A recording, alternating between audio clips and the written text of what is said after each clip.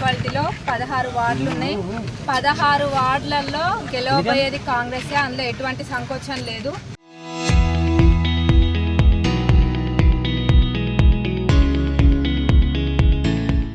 ప్రజలందరూ కూడా, నేను కూడా గ్రౌండ్లోకి వెళ్ళడం జరిగింది.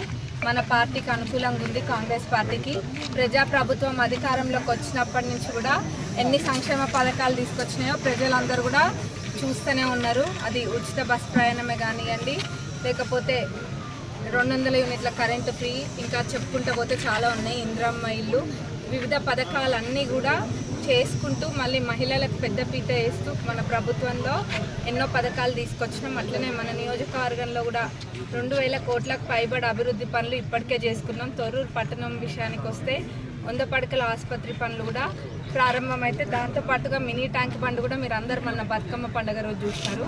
గతంలో మాజీ గారు ఉండి కూడా 8 ఏళ్ల నుంచి కూడా ఎక్కడేసిన పనులు అక్కడనే ఉన్నాయి, ఎక్కడేసిన గొంగలు అక్కడనే అన్న విధంగా ఉండే. నేను ఒక్కటే అప్పుడు మేనిఫెస్టోలో కూడా పెట్టినాము, మినీ ట్యాంక్ బండ్ పనులు తప్పకుండా పూర్తి చేస్తామని.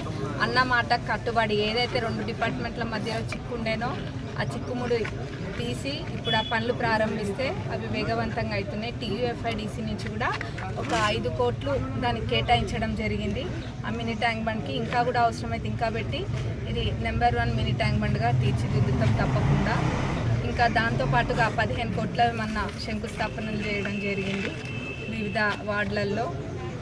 ఇంకా వచ్చేది కూడా చాలా ఉంది తొర్రూరు మున్సిపాలిటీకి. దాంతోపాటు sub register office and fire station కూడా అవసరం ఉంది. అవన్నీ చేసుకుంటూ వస్తాం. 16 వార్డులలో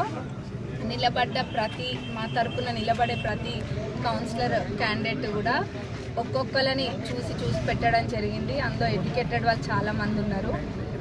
వీళ్ళందరూ కూడా తప్పకుండా ప్రజలందరూ తొర్రూరు పట్టణవాసుల బ్లెస్సింగ్స్ అన్ని ఈ 16 మంది పైన ఉండబోతున్నాయి.